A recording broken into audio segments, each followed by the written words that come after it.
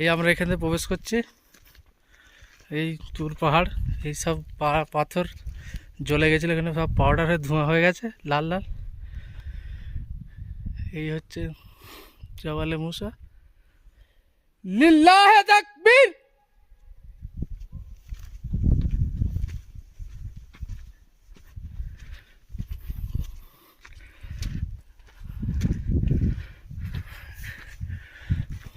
এইখানে নিমরত্তা জাল্লিতে সব জ্বলে গেছিল, এখানে এইসব পাথর কালো হয়ে জ্বলে গেছিল, সব পাউডার হয়ে গেছে এখানে।